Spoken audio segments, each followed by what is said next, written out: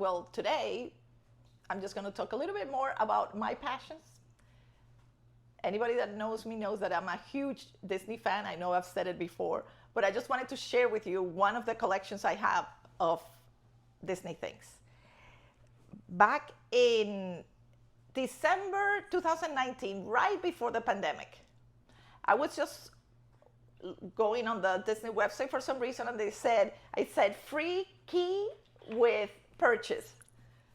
So I said, "Oh, these keys are cool." Are just keys. I don't know if you are a Disney fan, you might know before when we had Disney stores, some of the Disney stores had this key that is called the store opening key. So they would give it out to the first person that walked into the store every day. So this was the key. And then I guess they came up with the idea of designing different keys with the same shape. So I saw this key. It was a Christmas tree, Christmas 2019. So I bought it, and I'm in a few Facebook groups and Disney Facebook groups. And then I saw that some people had some previous keys that I didn't even know. There was like a Mickey key, a Donald key, a Toy Story key. I think those were the three that were before this one. So it was like, ooh, this seems nice. And then, this was December 2019. And then I think I got the Cinderella key, which is here somewhere. And then, boom, the pandemic struck.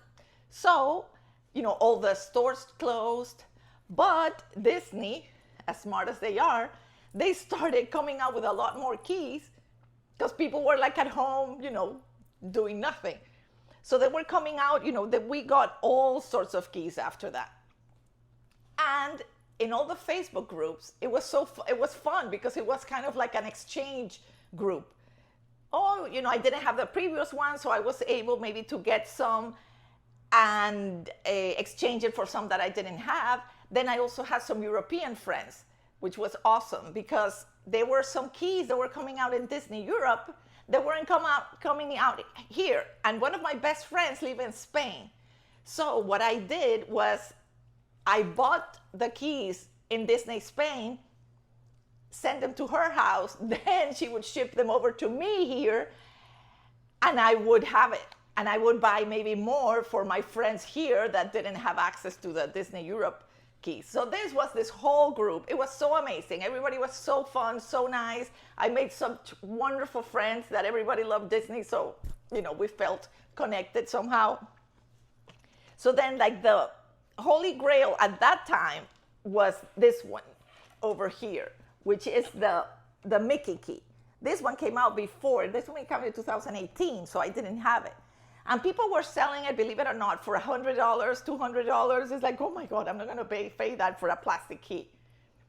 So I just waited and was able to exchange it at some point because, like you see, I got them all. I started buying for me, for my friends in Europe here. So the ones that came out here and didn't come down in Europe, I would buy them here and send them to Europe. It was a mafia, like I said. We were all switching and doing things with it. So then they came out, with all these, but then they came out with this, that it was one for each of the Disney studios. So one represented Walt Disney Productions, Pixar, Marvel, and Lucasfilm. This one also, when it came out, it was all the craze. Now, of course, you can buy them in Mercari for nothing because the collection still goes on, but they come out very sparingly, and not that many people are into them anymore because there's so many. See, these are just part of it. I have a few more of these in my room, but I didn't want to bring them all down. But see, you can display your favorite ones, and then down here, other ones. And they have keys that represent different things. Started with just the main characters, like it started with Mickey, Donald. Here are the main that started with. Mickey, Minnie, Donald. This one is Pluto. Then this one was this one is the one that came with the frame, which is like established in 1928. This one started in January 2021. So this one is also one of the older ones. And why does it matter to you? Well, I mean, it's so pretty. They all represent something from Disney, so you remember. See, look, they even have one for Soul. This one didn't come out in Europe, I remember. So all my friends were like begging them to have it. The thing is that they weren't selling them. Now they're selling them, like they sell them in a box like this. But before, they were free with purchase. So imagine all the things that I have from Disney just because I wanted to get the free key. So I would get, I have a little niece, so I would get stuff for her. I would get, of course, I have so much Disney. What does it say? This one says, eat, sleep, Disney, repeat. And what does it mean? This is my uniform for Disney. Because you go to Disney and you just eat Disney and then go back. Sleep a little bit, go back. Your schedule for this. It's the schedule, yeah. That's all you do. And like I see some memes that are so funny, it's true. Here, maybe, you know, I walk 2,000 steps and I'm dying. At Disney Day, it's at least 20,000 steps, and I'm fine. So I always say, if I live close to Disney, I would be in great shape because I would be walking like crazy. After work, boom, boom, boom, going to the parks. So, like I said, this one's Disney. Look, Toy Story, Cruella, Toy Story again, and the Pixar one. Well, what do they mean? Well, they would come out every. What's the movies? Right. Well, they would come out every time a movie was coming out, or like in the anniversary, for example. Explain the movie. What does it mean? What's the lesson behind every movie? Oh, I have to talk about the movies themselves. This can be a 30-minute ad about the Keysma. Wait, no. To be significant meanings behind the movies and what you learn from them, and experiences in those movies, and then relate it back to. Just keep on going. Okay. Well, Toy Story, actually, this is a good one. This is a good one. Because Toy Story, it started in 1995. I remember I was living in London when this came out. I lived in Spain for 6 years, from 90 to 96. You see? So in 95, I was living in London because I worked for an American company and they had me all over the place. And I went to see it. I remember perfectly, like in Piccadilly Circus, this huge, and I didn't even know what it was. And when I saw it, oh my God, I fell in love with it. I loved it. And of course, when my kids were born in 1998, the first one was born, and we went to see Toy Story 2 and 3 and 4, and of course, they all love them. They had all the characters. My older son loved Buzz Lightyear. He went to Disney the first time ever when he was 2 years old. I was pregnant with Nico. He hadn't been born yet. It was the year he was being born. It was in 2000. So we took Frankie. And like I said, he was in love with Buzz. So he saw the big Buzz. And he's like, oh, I want it. I said, well, we'll buy it when we're leaving because we'll buy it on our way out. It was 9 o'clock in the morning. He looked at me and said, okay, I want to go home. Ooh. I wanted to strangle him. Because he'd rather go home and buy the thing than go be in Disney all day long. And what happened when we were watching the movies in the theaters? Oh my! Well, watching the movies in the theaters, it was like mesmerizing. Kids were like, usually the kids' movies, everybody's screaming and crying or whatever. No, here I don't think one kid was crying. Everybody was just immersed in the movie. They're so well made. It's just incredible. It's just incredible. These movies just make you feel so good that. They weren't crying. There was no kids crying. Well, I don't know if the kids crying. I was crying in Toy Story 3. Toy Story 3 was so emotional. I cried like a baby. And why? Well, because then they were being separated from their owner, and you feel like it's funny because I think we were. My older son, maybe it's kind of the same age as what Andy would be in that movie, and he was also leaving college, even for college, and the kid was leaving and leaving their toys behind. So for me, I don't know if that's why it was, but it was very emotional. I know it was emotional for everybody, but I think that's one of the reasons that it was emotional for me. That's why you love Disney, because you grew up with it? Yeah, I mean, I was born in Caracas, Venezuela, so it's not that we didn't have that many cartoons. We knew Disney, but not that much. But then we used to come here on vacation every year because my family is Cuban. Although we lived in Venezuela, my mom's family, all of her sisters and brothers lived here in Miami. So we came here to Miami every year for vacation. And I think it was, I don't know if it was 73, 74. I know it opened in 71. I didn't go there. I think I went like in 73, 74. I was like 8, 9 years old when I went the first time. And of course, from then on, every time we came here, I had to go to Disney World. I went, I mean, I know I'm dating myself, but it doesn't matter. We went when they had the little tickets. I don't know if you remember any of that. When, you know, you had the tickets, the E were the tickets of the big ticket items like Space Mountain, things like that. And then A and B were like the carousel and the teacups. The teacups is the only ride that I won't ride. I rode it the first time when I went, when I was 8 years old. I threw up so much that I haven't forgotten it. And I've never been in it. My poor kids have never been in it because I refuse to go in the teacups. I go in any roller coaster imaginable, but I don't go in the teacups. So anyway, these keys for me, you know, remind me of the movies. See, here's the one from Finding Nemo as well. Another beautiful movie. I mean, Disney also, what it has is that they all have some kind of message. Like, you know, Finding Nemo, yes, the dad can be overprotective, so he understands and gives him a little bit more leeway, but also the kid understands that, you know, the dad only wants what's best for him. So that's also an emotional movie. They have a friend that might have, you know, her quirks and shortcomings, but it's a good friend, and they have patience with her and understand her. So that is all things that I love, that always Disney tries to bring out the best in everyone. Then here, Cruella with the 101 Dalmatians. That again, they always, but not all, well, yeah, usually have villains, but the villains never get away with anything. I mean, they try, but always good trumps over evil. So that is also a great message to always bring with you. I mean, when you want to try to go to the dark side, always know that being good wins at the end.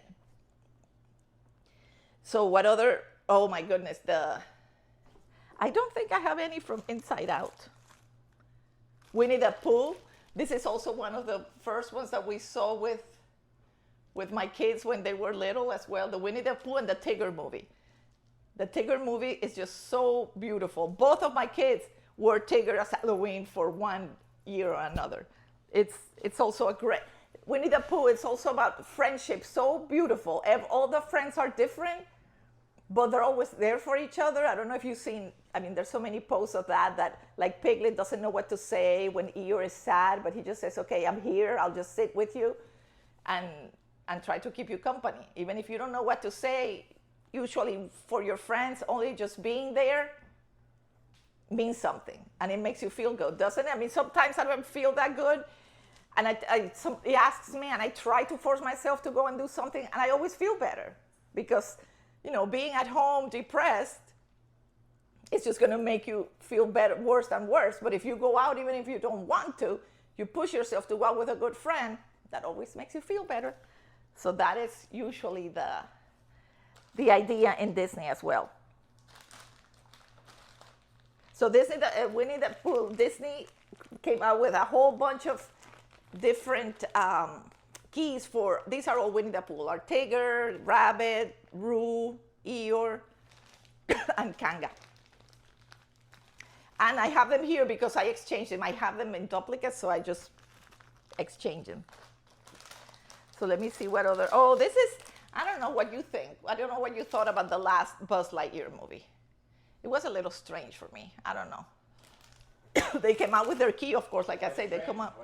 I don't know. It wasn't the same vibe as the other Toy Story. Like him, part of the ensemble, he had a personality. And when he was by himself with his buddies in the Buzz Lightyear, it was kind of different, I think. I don't know.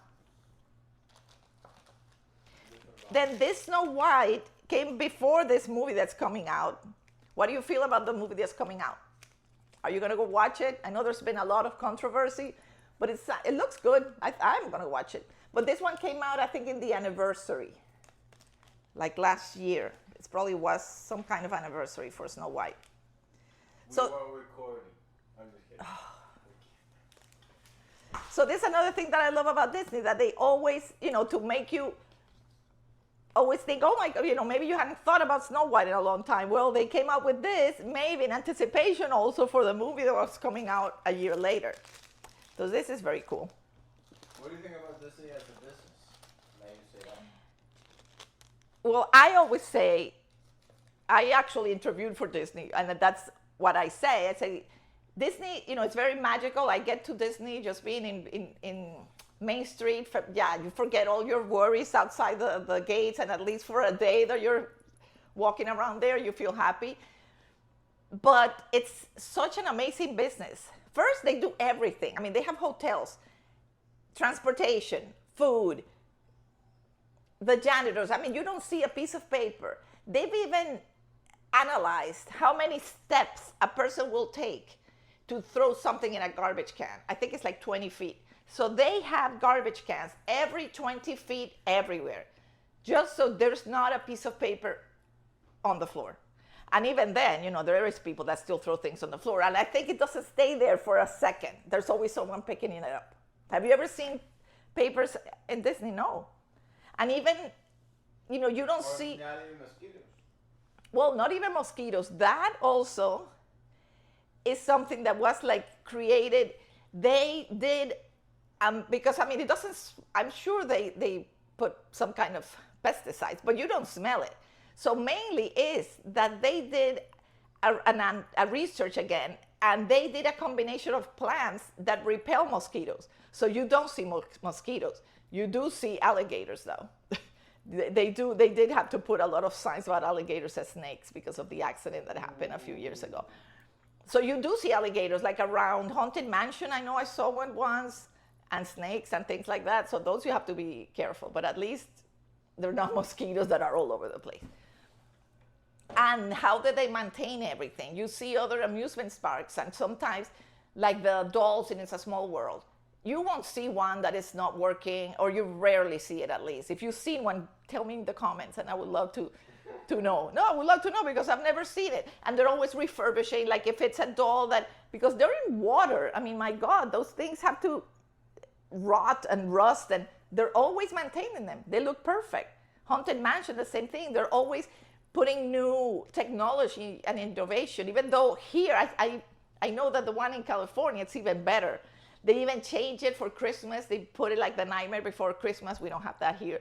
They do for Halloween also something in the Tower of Terror that we don't do here, but still it's super fun. Something that I love to do as well is, actually, is it going on? Well, Epcot always has festivals. The one that I love the most is the Food and Wine Festival. That starts, I believe, in August until November. They extended it because so many people go. I love trying all the different dishes of all the different countries because they're tiny portions, so you can really do a tasting, not all of them, but a lot of them. So that is super fun. Right now, I don't know if it's over, but in January starts the art festival. Ooh, yeah, you see some art that is just amazing. And talking about art, let me show you, talking about art and my keys. Nico's older brother, Frankie, he loves to draw. So he drew this picture of me with all my keys around me. See, and it has an A, like Super Anna, my name. I have it hanging in my... And what is that in the back? Okay? What? What does it say in the back? Read it. Well, as you God, present it. As you present the picture. Aww. Your hand is in the picture.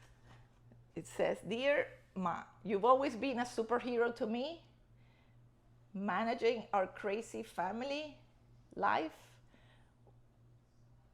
with Disney's obsessions and making it look like magic. Oh, I know I might not be around all the time. I'm gonna cry. I might not be around all the time anymore because he had already gone to college. To see you daily, your daily heroics, but I will always love you no matter where I am. Oh. This whole thing has been a ruse to make you sad. Yes, exactly. Thank you. Thank you. So yeah, see, we all do. We all love.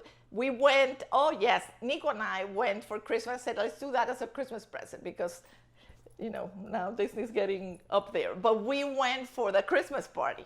It was so fun. Where do you think this is going up there?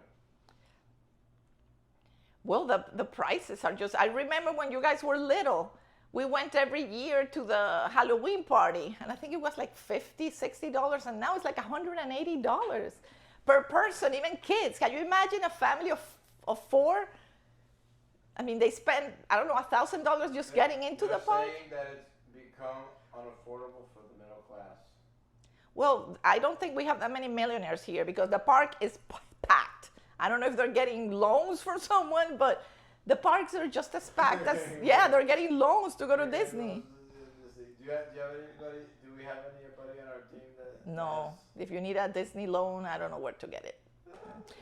But tell me, wasn't it packed? It was packed. Por eso, and it's so expensive and still super packed. If you're on the Facebook groups on Disney, you'll see in the Facebook groups, everybody's going all the time. Some people are pass holders that live in Maine, and they come for the day. And you're telling me those people don't have money? Well, yes, but yeah, I guess. But maybe there's a lot of upper middle class. I don't know if the middle, I mean, it's a good vacation, but for that amount of money, you probably can go to Paris or Bahamas or Jamaica. Well, but who am I saying anything to? I go 3-4 times a year, and we used to. And why is that? We used to go a lot. Well, because it makes me feel good. Your past? No, because it's different. Every time you go, it's different. It was different when you went with little kids. It was different. We went once when I was single with my mom and my aunt and my cousin and my sister. We went for New Year's. And that's another thing that amazed me. The organization there is so incredible. We went for New Year's, and we were, in the fireworks at 12, seeing the fireworks. You couldn't even move. You were looking at the fireworks like this. And I'm not kidding you. At 12:05, we were out of the park. They managed the people. I don't know if they're sheep herders or something, but they managed to take you. I mean, there was no pushing or running. We just walked 5 minutes from Main Street to the gates. Boom. No problems coming out. It was incredible. That's the organization that Disney has. That's why it's so incredible. Unique. It is unique. I mean, that's why there's like a Disney University. I've never gone because it's expensive as well, but they have like a Disney management program. Kind of, I guess it teaches you how Disney runs things so you can run your organization the same way. One day, when my organization is as big as Disney. But yeah, it's really something. So see, all these things for me is what attracts me to them. Because also, another thing is, talking about the movies, like Inside Out, Lion King. I mean, those are incredible movies that the kids love, but so does the parents. I mean, not only because I'm a Disney fanatic, a lot of people love the Disney movies. Inside Out was incredible. I mean, talking about feelings, who would have thought that? I mean, where did you see anyone talking about feelings ever when we were little? What do you feel? Never. At least me, I never had that experience of people, asking me how I feel. Nobody cared how we felt. So why is that? Why did nobody care? Well, I think things changed. Like people, how kids were raised, how kids were treated before. It's not like now at all. And now every time it's more and more. Has it gone too far? It might have gone too far, yes. And how is it so? That's why people make fun of it. Well, because, I mean, it's one thing for the kids to have a say, but they shouldn't have like the final word. Because they don't know. They don't know. Did you ever have the final word in your household? Nope. I never had a word. Nobody, no. Okay. And how big was Disney for you growing up? Well, when I went the first time, there was only Magic Kingdom. Then, I guess a few years later, but it was funny also, Magic Kingdom had like 4 rides when I went. It had I remember the Toad's Adventure, and it had that. You've been with Disney your whole life? Yes. I didn't even remember, but the other day we were talking with my nephew, and he showed me a picture. He said, this is one of the last pictures of when my dad was alive. It was in '93, and I was living in Spain already. But he came here for some tests. He was ill, and he wanted to go to Disney. So I went from Madrid to Orlando for one weekend to go to Disney. That's how much I loved it. I would come from Spain here for a weekend to go to How old Disney. were you? At that moment, I was, because it was in 93, I was 20, well, 28. I hadn't turned 29 yet. 28. This when did you meet Francisco? I met him, I think, 2 years before that. I met him like in 91, 92, around So, there. so Disney is one of your most lengthy relationships Yes, with the mouse. yes. How does it feel to be in a relationship with a mouse? Perfect, because he doesn't talk back. He just grants you wishes. I went once when I was in Spain. We went with a group of friends to France, and I've been in Paris many times. So I wanted to go to Euro Disneyland Paris now, because I had never been. And one of the guys that was with us on the trip, he had never been to Paris. So he was so mad to spend one day in Euro Disney instead of, I said, go to Paris. I don't care. I want to go to Disney. You can all go to Paris. But everybody went to the park with me.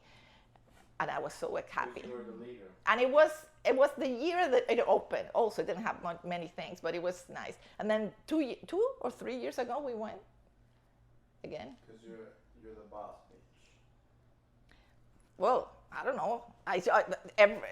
There were a few people you could. So It this doesn't. was after the University of Texas. Yes, yeah, I had already. 7 years after. I graduated at University of Texas in '89, I think. 89 or 90, and then I went to Venezuela again, but I didn't like living there again. And I had a job offer. I don't know. Imagine I was living in the United States. I always loved the United States. So going back there already, I mean, they didn't have the president they have now, but it was already unsafe. I remember I got robbed in the middle of a shopping mall in bright daylight. I mean, it was always not very safe, and I don't know. I didn't like it. So I got a job offer to go to Spain, and I went.